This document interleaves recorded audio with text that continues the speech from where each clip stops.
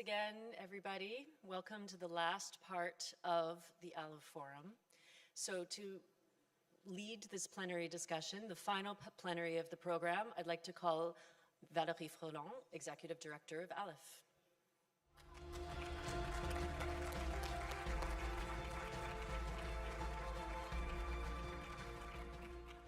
Thank you, Sandra. Good afternoon and welcome to the ALIPH Chair, Tom Kaplan. Thank you, Tom, for being with us. It's a great pleasure to welcome you. A great pleasure to work with you. And thank you for the strong support you brought to ALIPH and you have brought for 4 years and a half regarding myself, but 6 years for ALIPH. So, thank you all for being here for the last plenary session and before conclusions. I must confess that I gave a speech yesterday morning and I was very pleased to welcome you. But I must confess that today I'm so pleased about what we have done all together. I'm so pleased of the atmosphere of this forum. And when we talk about the ALIPH family, definitely we are right. It does exist thanks to all of you. So thank you very much for being so supportive. So yesterday we had a first session to take stock of 6 years of ALIPH. Numerous ideas have already been launched during that session and throughout the debates, many debates of the last 2 days, and very interesting debates. In particular, the necessity to better take into consideration the intangible heritage, but we will go further during the session, to develop prevention measures in tension zones, to develop on-the-job training, and also to contribute to the fight against climate change. You all know our motto, which is action, action, action. But we got many other ideas. Cooperation, cooperation, cooperation. So we have to match action and cooperation. Coordination, coordination, coordination, same. Flexibility, flexibility, flexibility.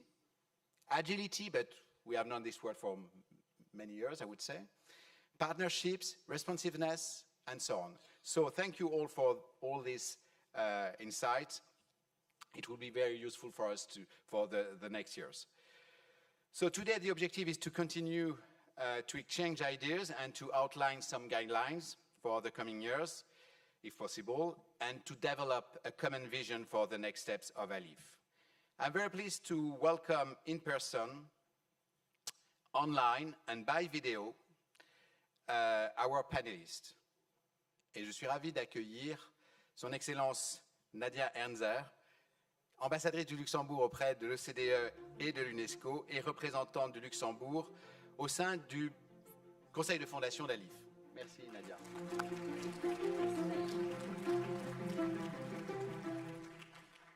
But she has been with us with only a couple of weeks, but she's already very supportive. So thank you, Nadia. Je veux aussi, so welcome to Shoshana Stewart, CEO of Turquoise Mountain. And I don't know if I should say that you are based in the UK because you are based in Afghanistan, you work in Palestine. So please join us. You work in Jordan. So you are based in Jordan. Please join us. Je suis aussi ravi d'accueillir Luis Montréal, directeur général de l'Aga Khan Trust for Culture, qui est basé à Genève. Mon cher Luis, non seulement nous sommes voisins, et nous avons la chance d'avoir des locaux séparés d'une centaine de mètres. On travaille dans des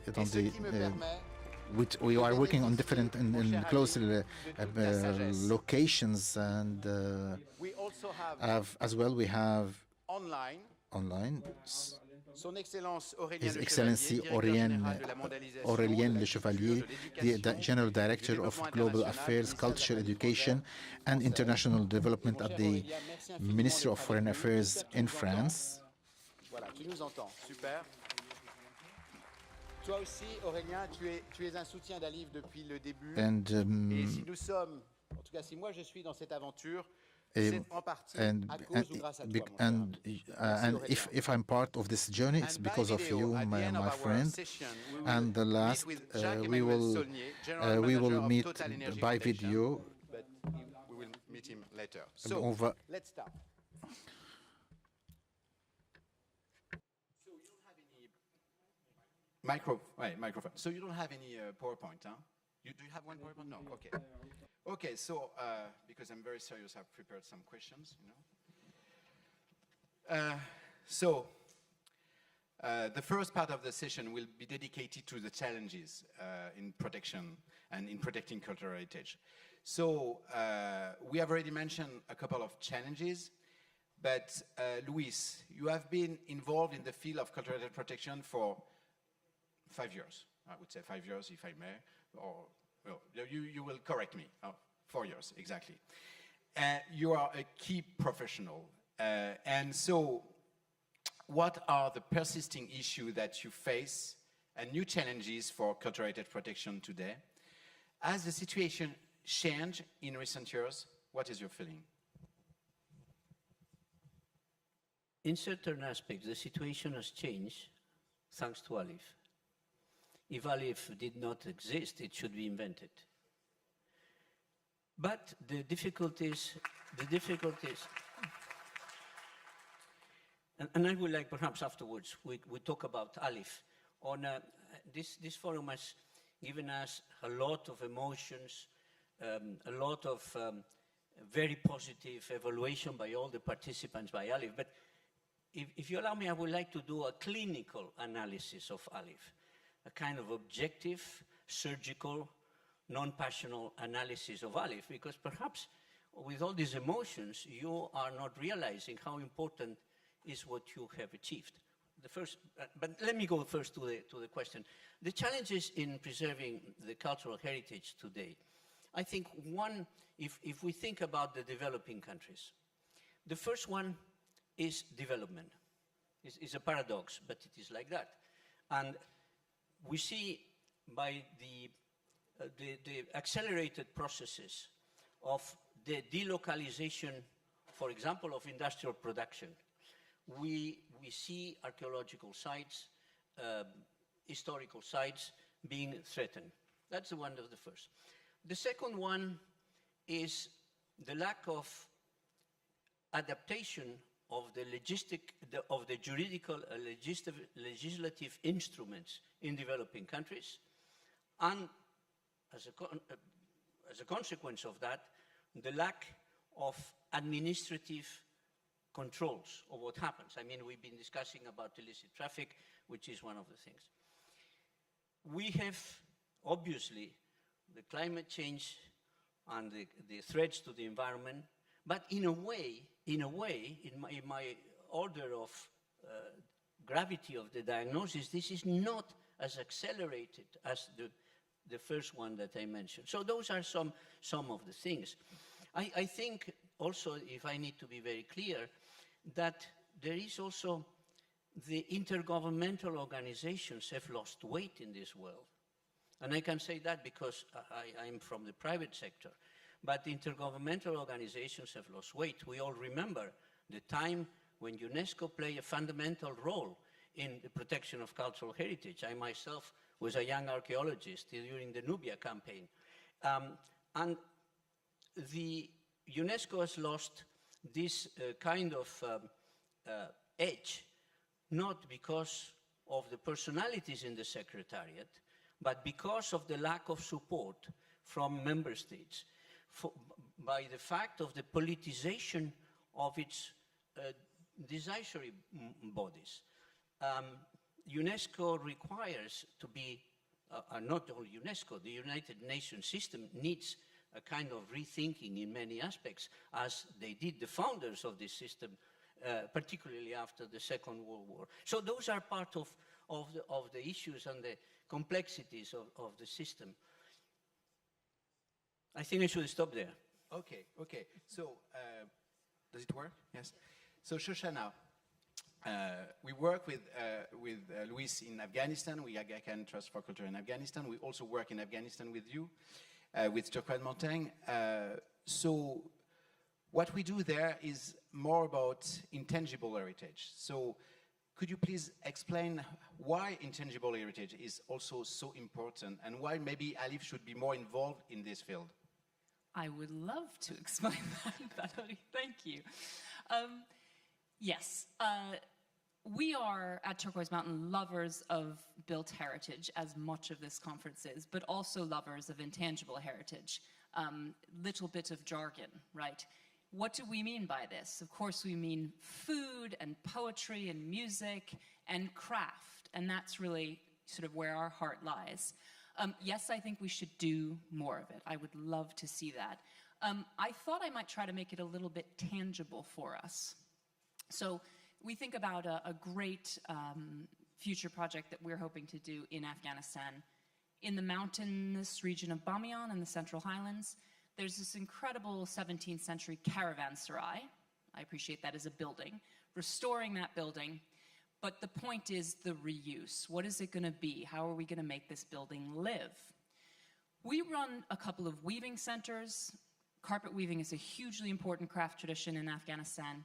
And so this will be a carpet washing and finishing center. And so if we succeed at doing this, this is what the preservation, promotion, living intangible cultural heritage will look like.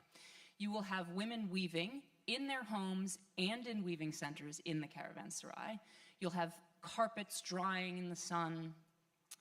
And so the whole chain of the intangible tradition, from our perspective, we will document, right? We've already done a lot of that, actually, in carpet weaving. And that's about everything from the particular motifs of Bamiyan, the particular carpet qualities and knot counts and techniques, and Ghazni wool, this very special type of Afghan wool, and the interaction between the Afghan weather and those sheep, and how the lanolin, the oil in that wool makes that very special and unique Afghan wool. Then the content that comes out of that, it's one of the things that I love about intangible traditions. I think that actually particular opportunity to connect to people around the world, both through content, of course, but also through consumption. In order for the transmission to happen and for the next generation to do these things, the economics have to work. They have to be able to earn a living in jewelry, in carpet weaving, and that is about, for us, you have people in Abu Dhabi right now, in New York right now, who can buy Afghan carpets and see videos of Ghazni wool and the processing of that and those particular motifs. So yes, I have a love affair with intangible cultural heritage, but I suppose the last point is that it's particularly important for women. A lot, not all, but a lot of these traditions are held and passed on by women. So again, in this caravanserai project, you're going to have a living piece of tangible cultural heritage, built heritage, alive with the ambassadors of this carpet tradition as the sole breadwinners for their family, Afghan women. I will be frank with you. Sometimes we have the feeling that when we finance projects in the field of intangible heritage, we finance international expertise, which is great. I love it. But how can we be more concrete and in the field? And to me, that's one of the main issues regarding intangible heritage. So how can we work in this field? That is so interesting, because it doesn't really look like that for us. Yes, a little bit. I think that intangible cultural heritage can often only be about the documentation of it. But that's sort of what's happened before. The point is about living heritage and how these traditions have always been passed on and innovated, etc. And so I think that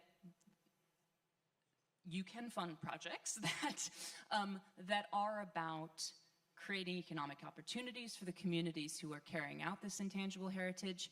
And to state the obvious, this is not about economic opportunities for them so they can do this on the weekend. The point is about documenting motifs and then product developing things that they can actually sell based on those motifs. And you have internationals included in that, but the vast majority of that is about working with a community of artisans on also supply chain stuff, right? Like making sure that natural dyes, like let's get the pomegranate skins boiling. document it, work on it, get the temperature right. A lot of it needs to be brought back. It's not being used anymore. We're using chemical dyes. So all of that is happening with an artisan community. Whole value chain, I would say. Okay, thank you. I think that I'm a bit convinced, so thank you, Shoshana. Okay, so maybe for everyone, I don't know if Nadia or Aurélien, you want to say a few words, but to you, what are the main challenges that we face? I don't know if Nadia, you want to add something right now, or Aurélien, what do you see? But if you don't want, Aurélien, please. Tu as la parole, si tu veux, Aurélien. Dire quelques mots sur les défis. Qu'est-ce que tu vois? Merci beaucoup. Merci. Bonjour à tous. Thank you, and good afternoon for all of you, and thank you for giving me the opportunity to participate in this forum. Thank you, Valéry, for giving me the chance to witness the creation of ALIPH. I feel very proud to see what have ALIPH achieved, and I would like to thank all the organizers, the colleagues, the friends and all the group of people who have worked for the success of this forum, and also under the presidency of Tom Kaplan, and to whom I convey my salutation and I pay tribute to. We need to have a vision for the next years, and I work at the Ministry of Culture. I know that the preservation in times of war are very important, and I think there's a lot of ideas that have been mentioned about this. There's still areas that are under conflict or under war, and they are suffering, and we need to be prepared and ready to address any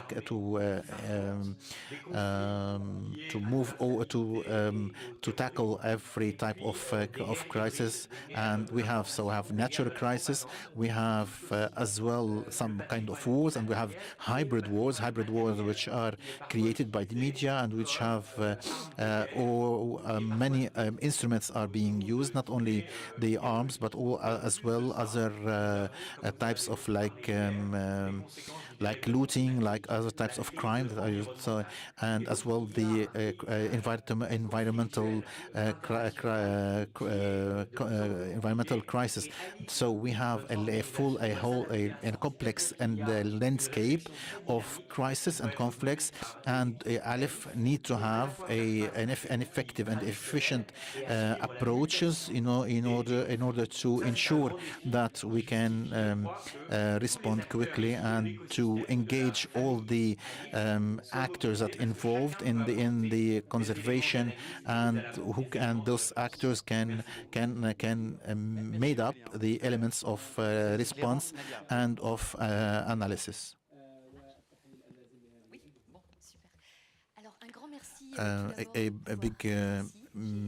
A big thank you for inviting me.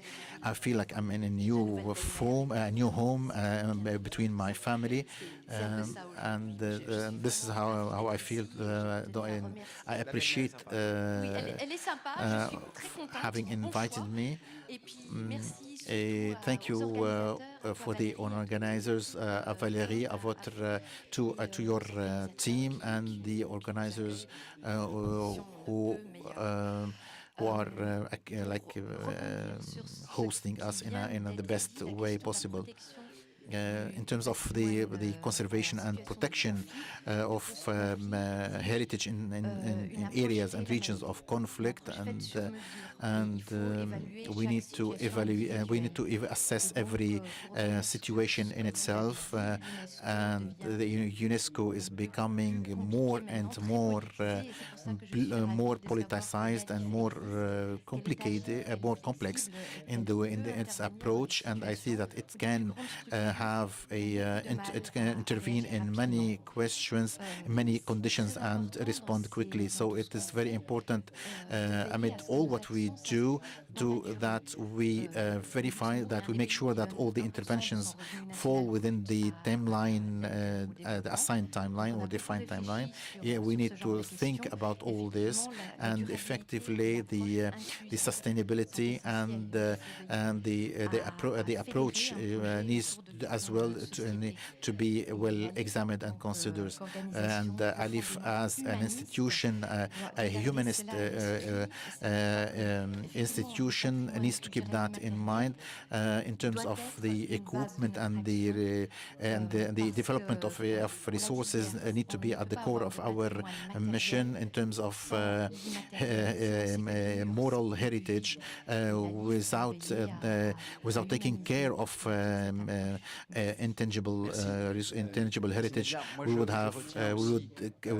be at risk of losing our efforts in conserving our heritage. So when I talk to we need to reinforce the complementarity of the instruments that we are using, and ALIPH, which is like a small agile actor and partner. So it is clear that we have all a role to play, and this role is needs to be in complementarity or in addition or in line with other efforts and with other actors. And I think it's very important to mention that when the UNESCO the plenary session is taking place in Mosul, which has the intervention of UNESCO have permitted to whisper life again in the monuments and the heritage in Mosul, and thanks to the contribution of UNESCO and other stakeholders present here with us. So the international support for ALIPH. Of Nadia. Nadia. I will switch again into French. Nadia, tu as évoqué. Vous avez parlé. Nadia, you have mentioned about the question of heritage. What are the motivation of Luxembourg or the drivers of Luxembourg pour améliorer, in order to so what are the drivers? And you, as a new joiner, how do you see this organization, and how do you understand the motives of Luxembourg to be present here, and how we see the future from here? Before I say anything, I would like to pay tribute to all my female colleagues. It is important. As you have mentioned, the women have a great role in the transmission of traditions and customs, and this is why we need to pay tribute to their efforts. Why Luxembourg has engaged? I think the UNESCO is a big organization. It has the prestige and it's and beaming over the world. But ALIPH is still a startup, a agile society foundation, which is succeeding in motivating and in realizing in practice, putting in practice its projects, and UNESCO is proud to see this happening, and this is motivating us to put together our efforts and forces, to join forces,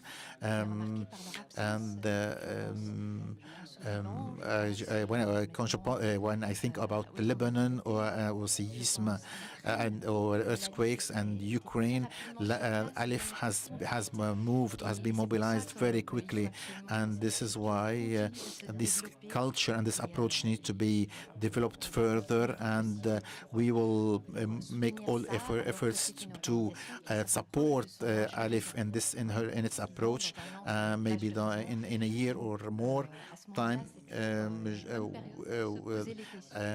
it's going to be a good stage or era to ask questions what we should achieve on the long term for the organization, for ALIPH, for UNESCO to continue in achieving or the outcomes that is achieving today. A lot of ideas have been mentioned earlier, and I was pleased to when I started thinking about what to say and what to mention, and during the discussions during the last 2 days, it was as well delightful to hear all the ideas, and I think ALIPH as well is pro-joining or pro-joining efforts with Luxembourg, and I mean by that with UNESCO as well. The multilateral instruments this complementary of these instruments need to be reinforced, and I can see that there is a clear complementarity and alignment between ALIPH, UNESCO, and ALIPH, other organizations around the world, and we need to arrange these coordination of efforts and our efforts in order to be able to develop this quick response, and I can recall the ideas, the great ideas that have been mentioned during these 2 days, and we need to encourage the people, the company, the stakeholders, the actors, the governments, in order to motivate them to bring in or to put in more, or to invest themselves more in this direction in terms of sustainability and inclusiveness. The humanist concept and philosophy we need to work on locally, but on the long term, and we need to make sure that more experts are trained, and because the experts are not born overnight, we need to, or created overnight, we need to develop, to help them develop since early age, and we don't need to take or to make them as teachers, school teachers, but we need to raise awareness among the population, and so then people get engaged and motivated, and particularly in times of emergencies. And this is like a fusion of know-how and responsibility and engagement, and as well the culture of instilling the culture and involving all the industry and the sectors that have interest. This is a word that breathes and through this heritage, and the politics at the Luxembourg is in the foreign politics are feminist in its since the onset. So we need to also engage the women more and to make sure that the equality of gender is respected, as you have mentioned, and the flexibility, as you have mentioned earlier. We shouldn't confine ourselves to only to cases of conflict and post-conflict situations, more as well in situations of natural crisis. We need to respond quickly. These were my short and concise ideas, and if you'd like more ideas, I would be pleased to discuss them with you individually. Thank you. And actually, if you allow me, Your Excellency,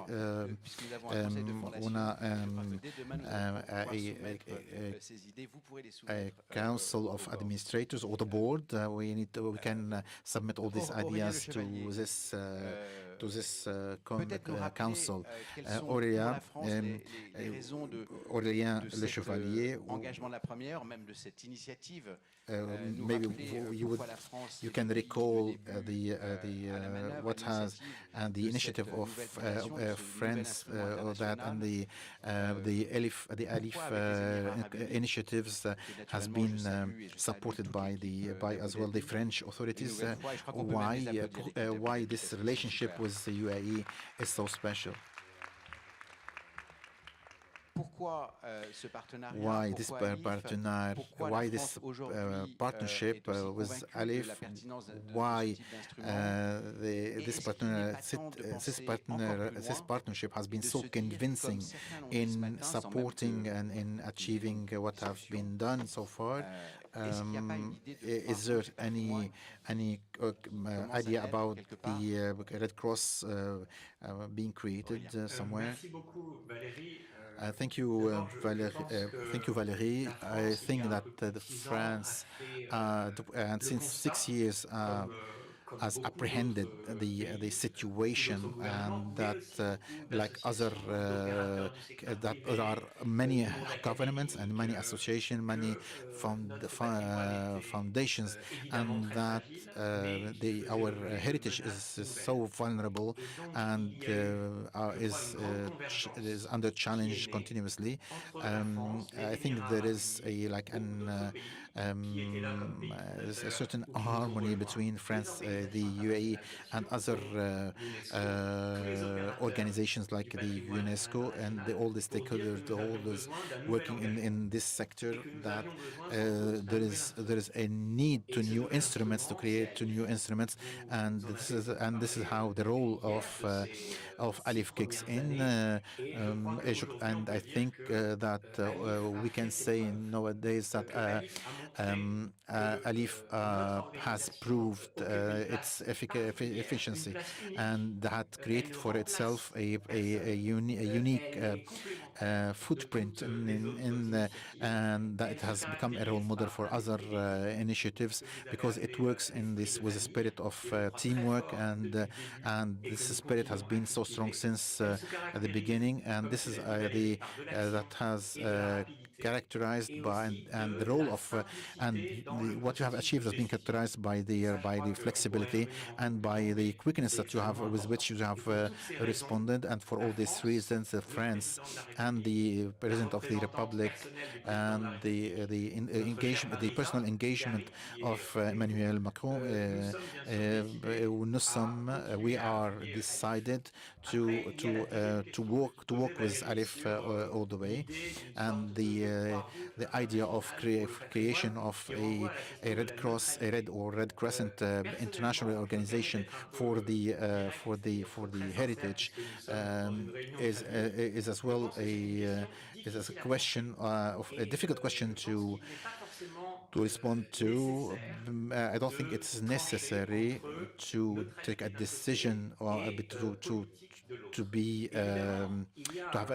to be clear in the between to take a side between doing it or not doing it, but we need to keep in mind that there's all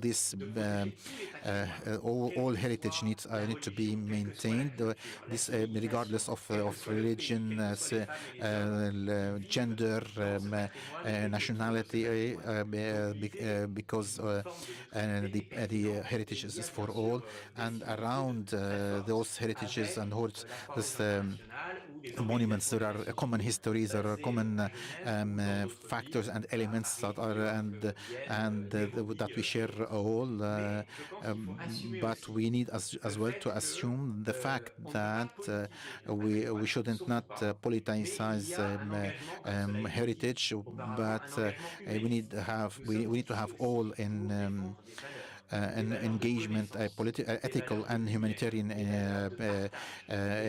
engagement towards keeping up or to developing these values of sharing and the values of being responsible. And I think there is a part of a side of it that is political. And as a diplomat, I pitched in diplomatic solutions, and this is and this politics should be used an instrument for conserving and maintaining peace. Merci Aurélien. Je crois qu'ALIPH continuera. Thank you, Aurélien. I think ALIPH will remain an assistant and help for us. Une question for you, for Nadia, and also for Shoshana. A question to you and Shoshana and Louis. Climate change is definitely a burning issue, an increasing issue. So how could we do to better integrate climate change and the fight against climate change in different debate, and of course in the next COP28? How can we do to better integrate culture and cultural heritage protection in humanitarian aid, to better integrate cultural heritage protection in development aid? Because, you know, sometimes we have the feeling that when we ask the development aid agency, they told us, no, cultural heritage is not part of our mission. When we ask to get some fund, we ask some emergency organization, they say, not really, you know, culture, it's not in our scope. So how could we do to put culture and cultural heritage protection at the core of different domains, of different sectors like development aid, humanitarian aid, and the fight against climate change? Shoshana, I see you are eager to answer, so please. So I'd love to take the development bit of it. You know, ALIPH works for cultural preservation in conflict. That is literally the mission of Turquoise Mountain. So your North Star is our North Star. But I spend most of my time talking to the US government, the German government, development agencies about why cultural heritage is a good idea when they are looking at job numbers and education levels, etc. Right? So I have thought about this a lot. Here's my answer to it, which is that cultural heritage is fundamentally different from all the rest of development, and it works better because of this difference. So development projects are trying to deal with problems, right? Let's find the greatest poverty levels and invest there. Education problems, issues with how people treat women in society, let's fix those things, right? Cultural heritage is the opposite. It says, you have this incredible asset, this building, this tradition, and it is priceless to you, to your community, to the world. It's a totally different conversation. So that's the first thing. That's why it works, I think, because it's a fundamentally respectful and joyful interaction. But the way, like mechanistically, that it can work, I think, is that where the starting point is cultural heritage, because then you have a fundamentally positive relationship with a group of people, but then to build everything else around it. So if I look at Afghanistan, which is where we have been working the longest, we work with one community in the center of a neighborhood in the old city of Kabul, Murad Khani. We run an institute that trains in traditional crafts, the intangible side. We restore historic buildings, but we also have a primary school and a clinic. We build infrastructure, water supply, sanitation, electricity, and it's all based around heritage, but the outcomes coming out of it are jobs, clinic visits, and that is what other development agencies will give us funding for. But I do think that, in Afghanistan right now, I can't, as a British organization, just go run a maternal child health clinic in the center of Kabul. It's not going to work. It doesn't make any sense.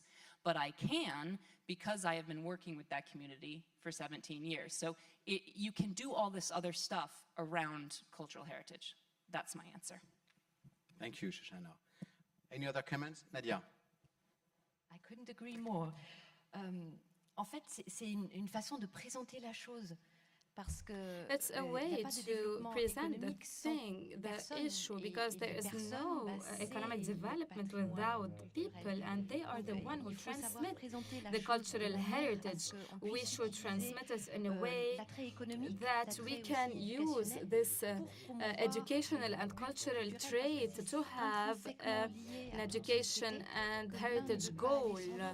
One cannot work without the other, and we have to really work on the way we present things and say, of course, the culture is important, and we have to really own it. So that's why maybe this technique will help us have good results, because the local economy depends on it. What I mean here is tourism, and it helps in education and other goals promoted by the UNESCO and other organizations at the international level.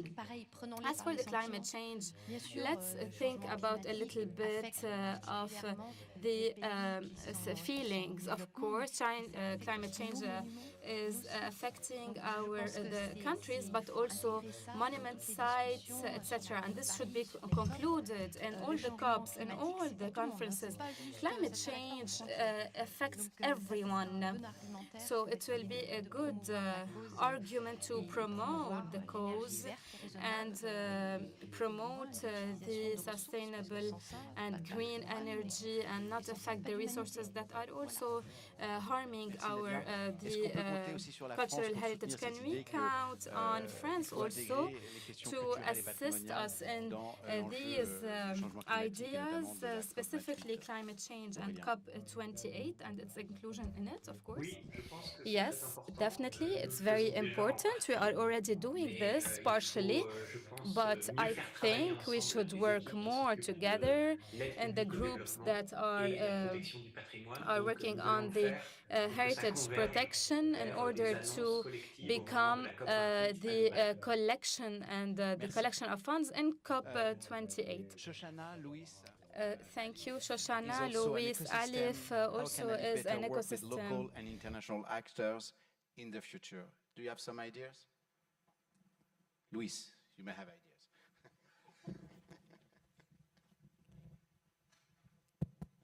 Well, the first thing is you need to be aware that you have created a very efficient instrument.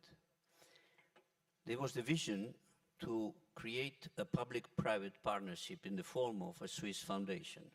That offers you many, many more opportunities of achieving support from many different sectors. You have also been created initially, and let me perhaps make some thinking that you are too near to the trenches, and perhaps that will open other horizons. The first thing is you have developed a method. You were created as a grant-making foundation.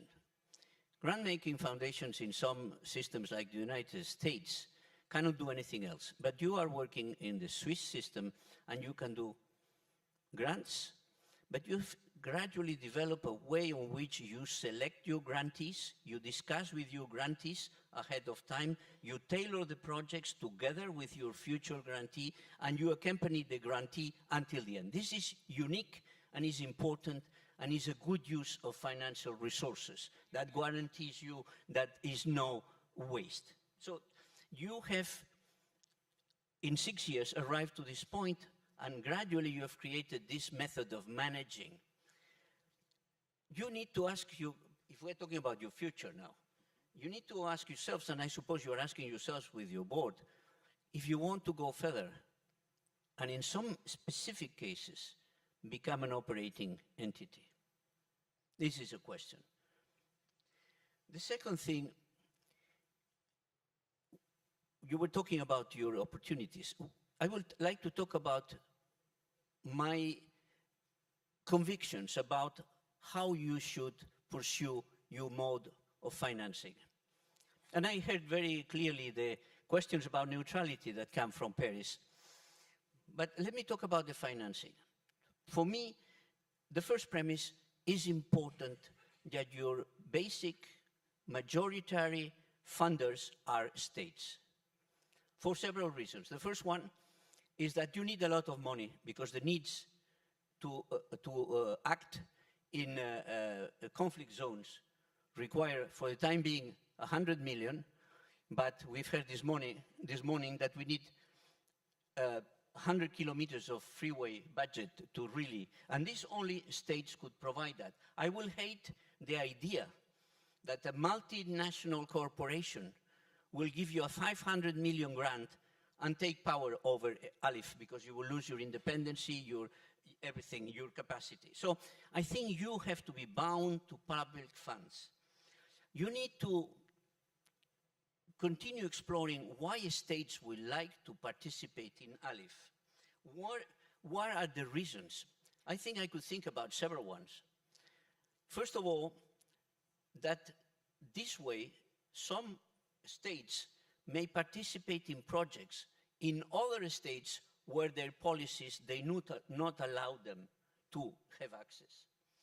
In a way, ALIPH becomes a neutral, efficient conduit for aid, and a much more efficient than through the bilateral direct relationships, which are exposed to a lot of waste and corruption in the other side, in some cases. So this is why I think you need to maintain a system where the states own ALIPH, but own ALIPH generously, letting ALIPH respond as a neutral, I repeat, a neutral institution to address the real needs in conflict zones without taking too much notion of geopolitical conditions.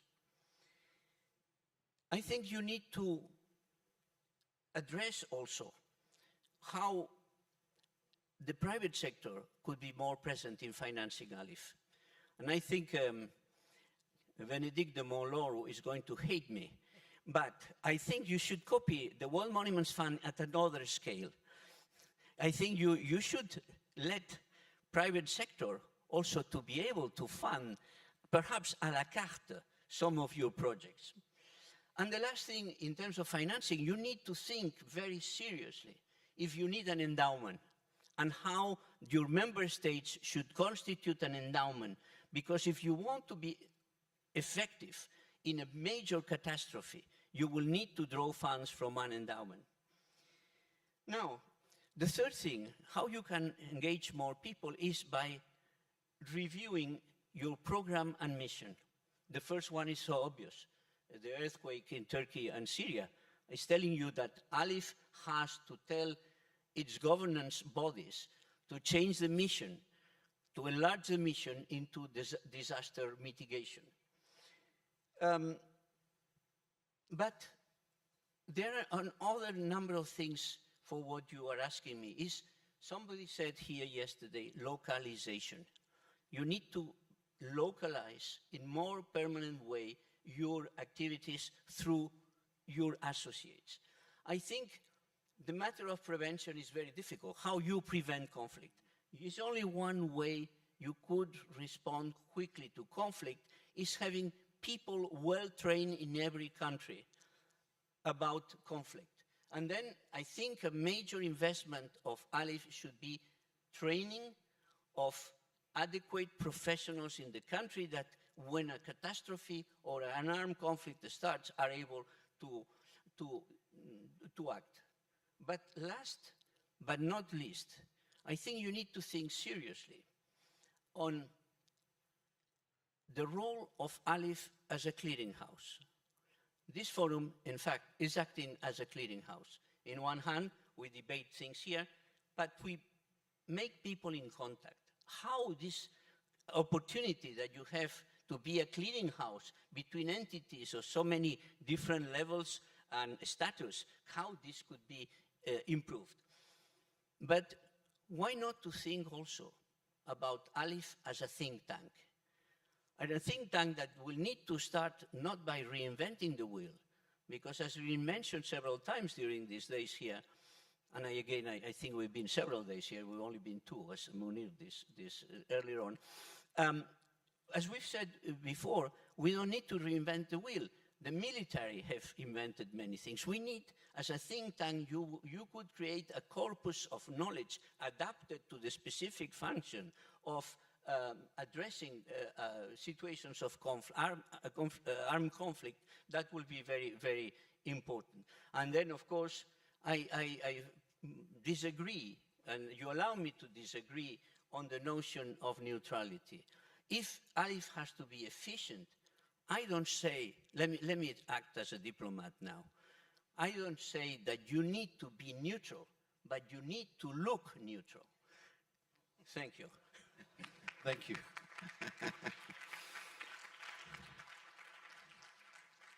I was sure that having you in this panel, we will leave with a lot of ideas, and thank you very much, Luis. Shoshana, please. I just wanted to pick up on this neutrality point. Luis and I have been discussing it. I feel very strongly about this, and just to make it quite practical, 2 of the countries in which I work, of the 4, Myanmar and Afghanistan, these are 2 governments which the international community has a very difficult relationship with, to understate the point. I have about 400 staff, and 390 of them work in Myanmar, Afghanistan, Saudi Arabia, and Jordan. So we are all in country. If I make a statement about the Taliban, either what they are doing, which is easier to work with than we expected, or what they are doing that I do not appreciate and makes it difficult, or the Tatmadaw, the Burmese military government, I just leave tomorrow. I don't get to work there anymore. In fact, when I hear organizations, to be frank, making political statements condemning things that a government is doing, it tells me that they're not working there, because it's not possible. It endangers your staff, and even if it's not going to cause the immediate harm to my staff, it endangers my ability to operate. So the neutrality thing is so important, and it is a choice, right? We live in an increasingly chaotic and politicized world. So it is very tempting to make statements, and many organizations make these choices wonderfully, to condemn things, to support things, but that is a choice. And I think ALIPH is in a very strong position, and it means that operating in these places is possible. Please keep doing it. Thank you, Shoshana. Thank you. So let me ask our dear friend Jacques-Emmanuel Saunier from Total Energy with us, but by video. So what can a private foundation expect from ALIPH, and how can we convince other private institutions to join us? Your Excellencies, distinguished guests, ladies and gentlemen, first of all, I would like to apologize for not being present today, but I am delighted to have the opportunity to address this first ever ALIPH Forum. I would like to start by taking a moment to pay tribute to the people of Syria and Turkey suffering due to the recent earthquakes, and commend the local teams for being of aid to the populations in need. Heritage is of unprecedented value of local culture and world history. Therefore, at Total Energies, we believe supporting initiatives like the one of ALIPH is crucial in current times. This partnership is based on a convergence of concerns. First, a convergence on committing to preserving heritage. The Total Energy Foundation has been involved for a long time in the preservation of heritage, notably for more than 17 years in France. The partnership with ALIPH bears witness to this definite commitment to heritage in areas particularly affected by the numerous world conflicts. We see a second convergence within the international dimension that characterizes ALIPH. This scope makes sense for the Foundation Total Energies. Indeed, our company has an historical international dimension and established in more than 130 countries around the world. Heritage is a witness of the history of those areas as a vector of their influence and their pacification. Finally, a convergence lies in the concern of involving local communities and youth, TotalEnergies Foundation main commitment. We are convinced that heritage is a source of pride for the communities and a support for professional insertion for the youth. ALIPH ensures that the heritage safeguarding projects it finances include the active participation of local populations and communities and encourage for each initiative the dialogue between cultures. With these convictions in mind, the TotalEnergies Foundation is proud to be the first corporate foundation to support ALIPH in this new 5-year period for the benefit of a lasting impact on damaged territories and humanity.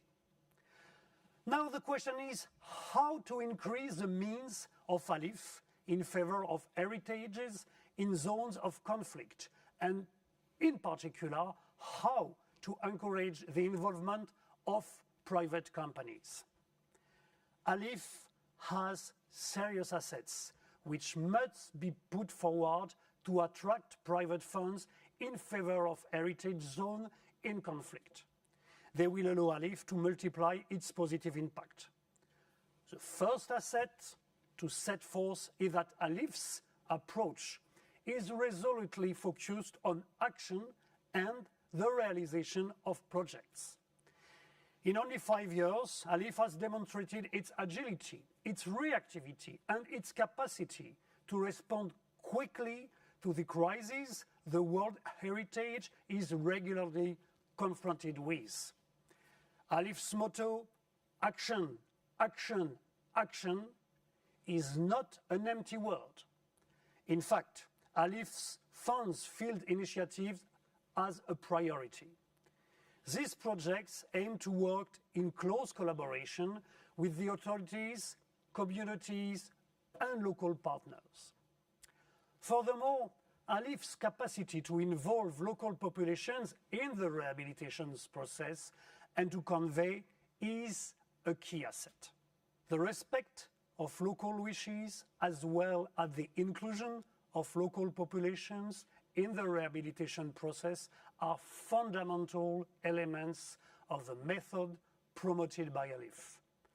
ALIPH carries out its projects in collaboration with international experts associated with a local executive team trained to the methods of heritage restoration on this occasion.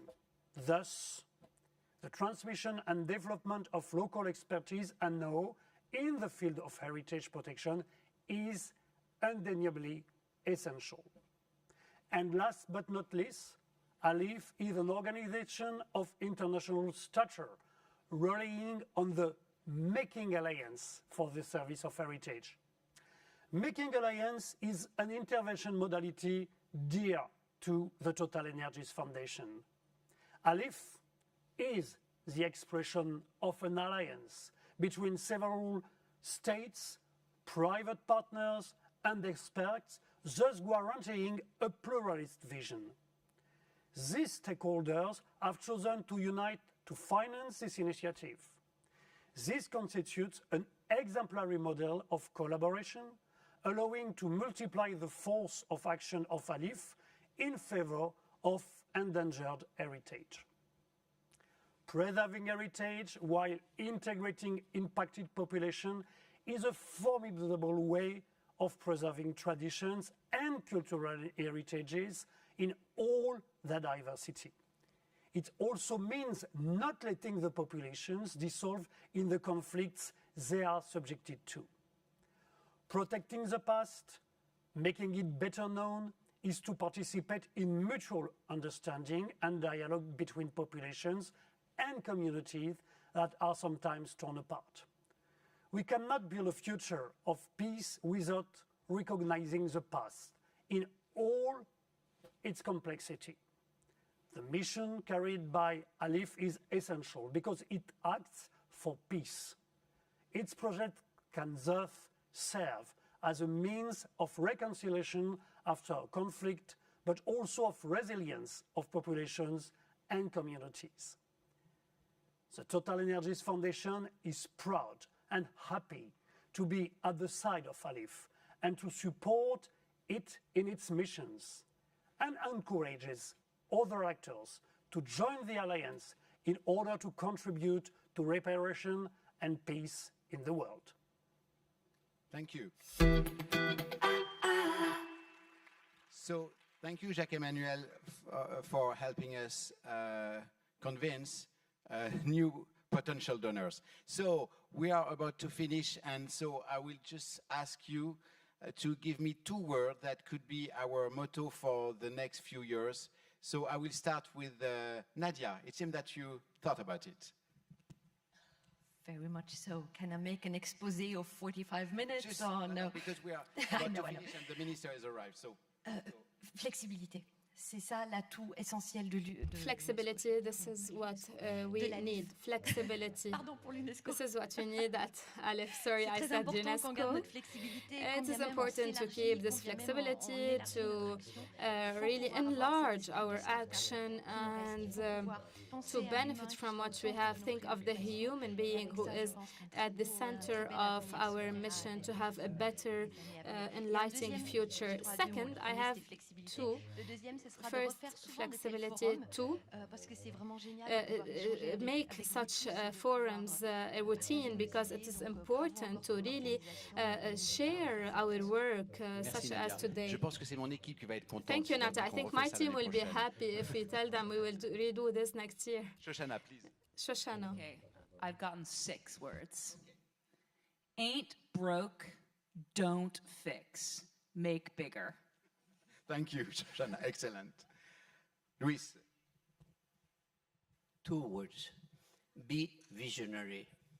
Thank you. But you are visionary. And Aurélien, the last 2 words of our session. Merci beaucoup. Je pense que ça a été dit un petit peu par mes autres panélistes, mais garder l'agilité. I think it was said, keep this agility, keep this flexibility. I think these are really important and make a diversity future for us in terms of partners. Continue to develop and progress and expand yourself. We are okay on this, have this training tool specifically for young women and have ALIPH as a feminist initiative. It was already mentioned also.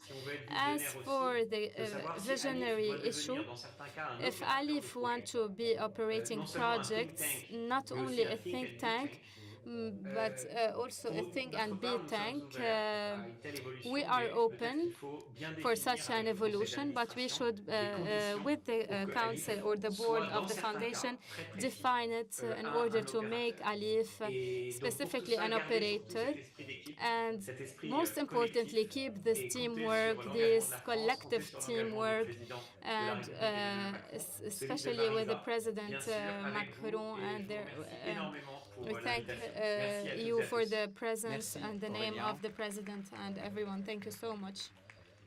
Again, thank you all for being so active, so friendly during the last 2 days. Thank you to our speakers. Thank you for being so, for launching so many ideas. And now I think that we will give the floor to Tom Kaplan, our chair, and to His Excellency, the Minister of Culture and Youth of the Emirates. So, Sandra, please go ahead. So we have to leave? Thank you. Merci. Merci beaucoup. Merci. Merci. Thank you. And yes, so hello again. The last time, one of the last sort of the submit time, I'll be here. So just a couple of housekeeping remarks before we go right into our final closing remarks session. Really, it's one thing, which is the logistics for after the closing session and our evening activity.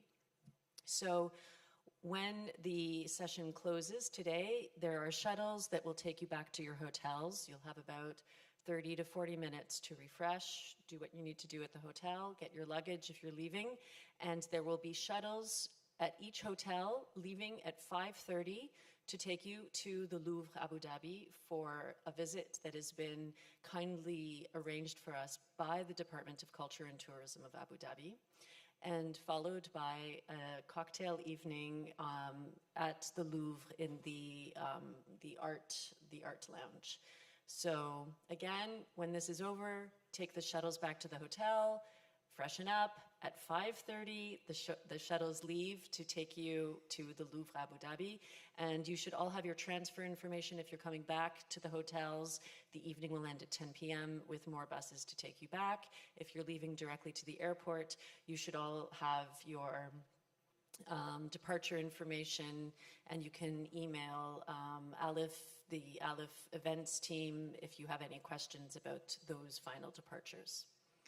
So that, I think, is the last announcement I have before we start our final session. And so the final session is the closing remarks. And I'm just waiting a few minutes for our eminent guests to arrive. So if the bumper is cued, we could play that. Otherwise, I can talk for a few more minutes. We can. Thank you. Okay.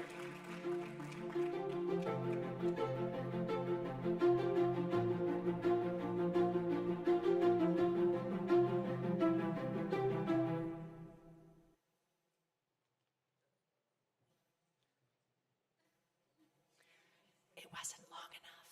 Okay.